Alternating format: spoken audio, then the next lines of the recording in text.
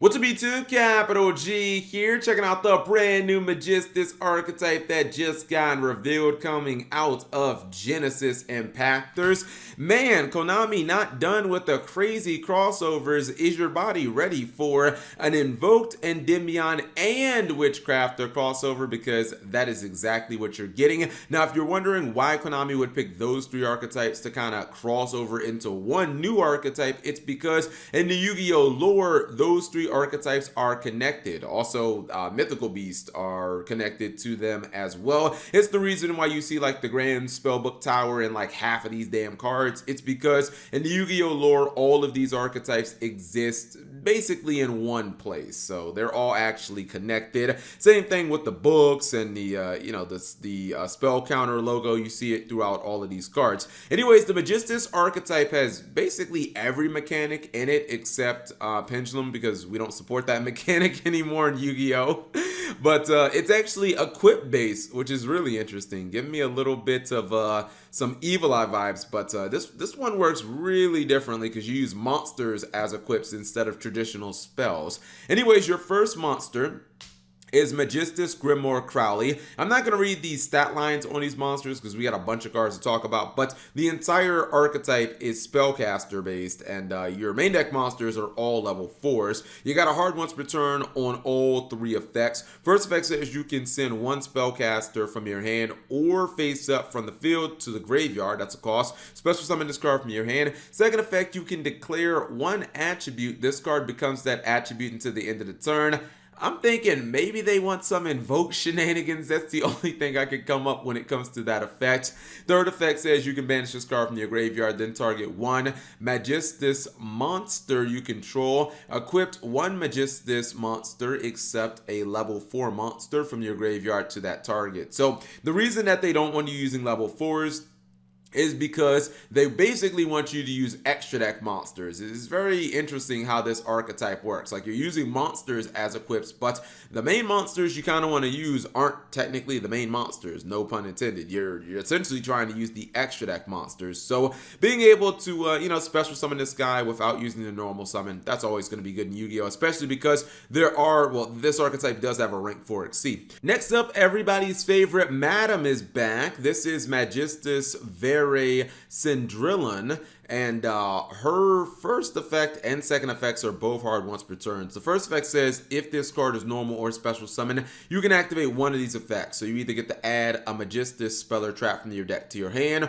or you can return one of your banished level 4 or lower spellcasters to the graveyard. Second effect, you can banish this card from your graveyard, target a Majestis monster you control, equip the Majestis monster except the level 4 from your graveyard to that target. Okay, so same exact effect as your new Alistair, and basically this card's a +1 on summon, so just defaultly it's obviously going to be pretty decent because it does search all the spells and traps in the archetype, and then it also has an ability that can get your banish Majestis monsters back into your graveyard. I love the artwork of it. I mean, I guess it just goes to show, like, Madame Very will have no bad artworks in Yu-Gi-Oh! She's fantastic on every card that she's in. Next up, we got to get to the Endymion side. This is Majestis Master Endymion. Thank goodness it has less text than the Pendulum version.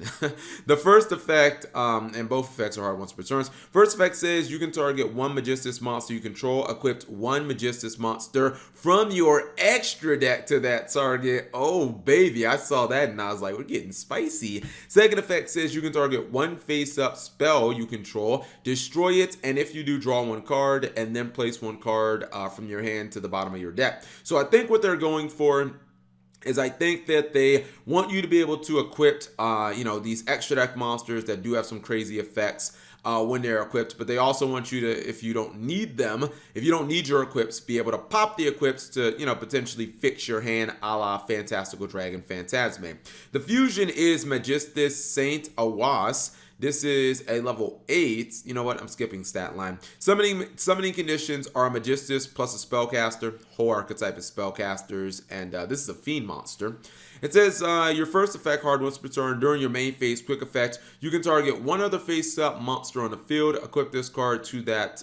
Equip this card from your field to that monster. If you equip this to an opponent's monster with this effect, that monster cannot activate its effects, and you gain control of it. Second effect, a monster equipped with this card gains 1000 attack and defense. I actually think that this card is absolutely crazy. I mean, basically, it's a walking crackdown, but the difference is you get to still attack. Like, basically, you activate this card, probably going to use it on one of your opponent's monsters. That monster can't activate its effect, but it's fine because you end up taking that monster. That monster gains 1000 attack, so it's going to be difficult for your opponent to run over their own monster that you just stole. But in addition to that, unlike Crackdown, you can beat the crap out of them with that monster. Like, this card does not stop you from attacking. It just stops you from activating that monster's effect. Like, this feels like one of the best disruptive cards we've gotten in a long time. I mean, obviously it's not generic, but you know, it feels very strong. Like, it's probably going to be the best disruptive card this archetype has. Next up, we have one of the cards that is on the cover.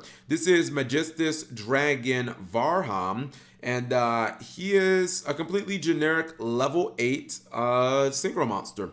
The first effect and the third effect are hard once per turn. If this synchro summon card is destroyed, you can destroy all face-up cards your opponent controls. Second effect, a monster equipped with this card cannot be destroyed by an opponent's spell or trap effect or card.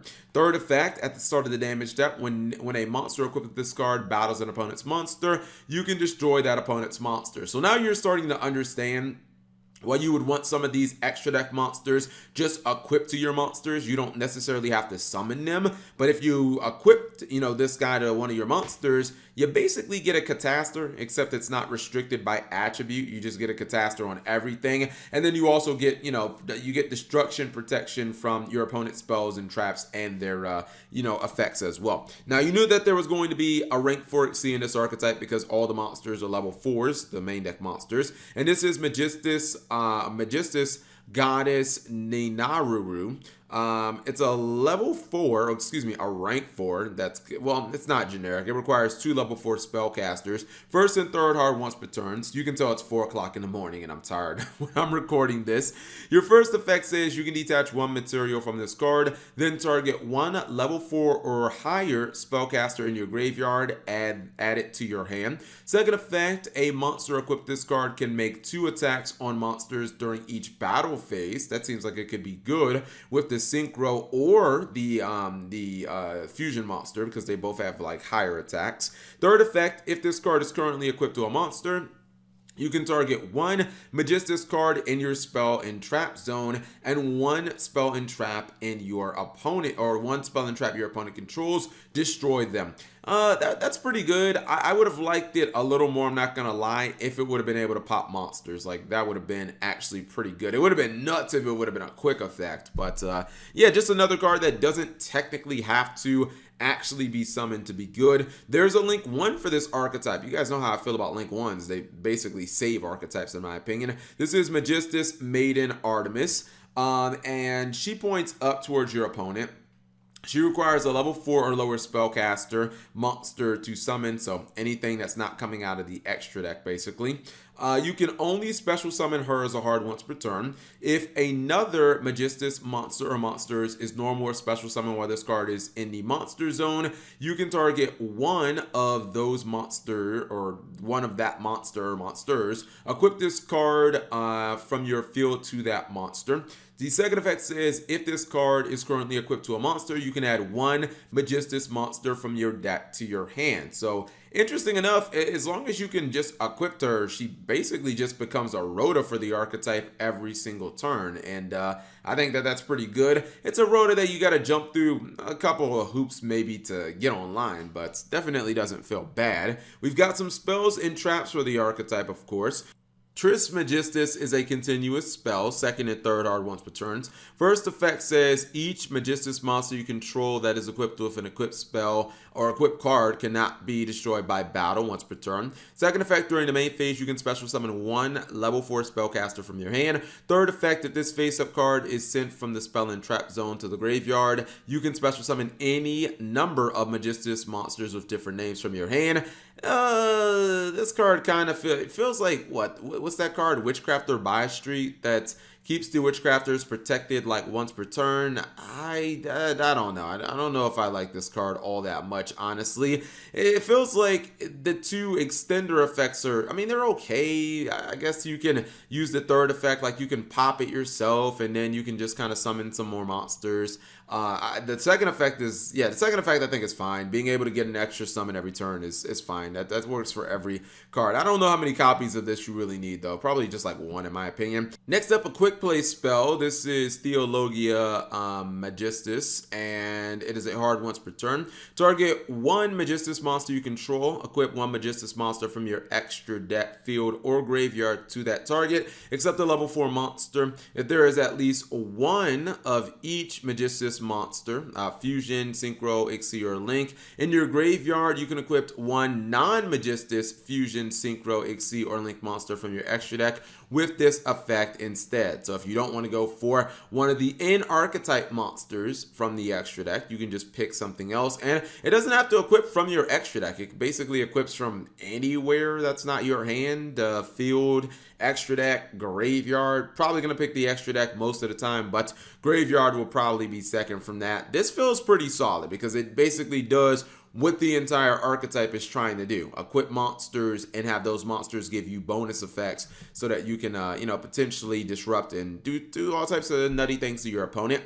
We have Majestis Invocation. I knew we were getting an invocation because why not? I mean, 1/3 of the main deck monsters is Alistair, so why not? It's a normal spell, hard once per turn. Fusion summon one fusion monster that lists a spellcaster monster as material from your extra deck using monsters you control or have in your hand as materials. If you fusion summon a Majestis monster, you can also use monsters equipped to Majestis monsters you control as materials. Oh, I get it. I didn't realize that this also could summon invoked monsters. So I guess that's what it's going to be. I guess your extra deck is going to basically consist of invoked monsters and then also like the Majestis monsters, because yeah, this can summon like invoked monsters. All the invoked monsters, I believe for the most part, use Alistair the Invoker as materials, and he of course is a spellcaster. So basically this works with that.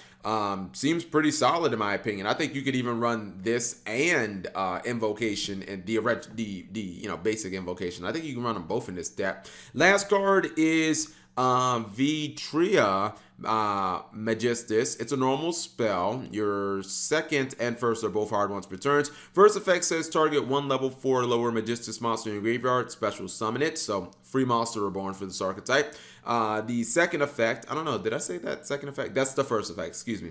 Second effect says if a Majestis card in your spell and trap zone would be destroyed by an opponent's card effect, you can banish this card from your graveyard instead. We know how good monster reborns are in Yu-Gi-Oh! I mean, especially in a deck that is Xyz based and, is Synchro based. Like, basically getting multiple monsters on the field in a single turn is probably going to be important for this archetype. I do wonder if this archetype can make advantage easily enough. It feels like you got to go through a lot of work, because you kind of need your monsters to be equipped with the extra deck monsters, and then you got to kind of do battle and stuff like that. But we'll see where this goes. It's definitely an interesting archetype.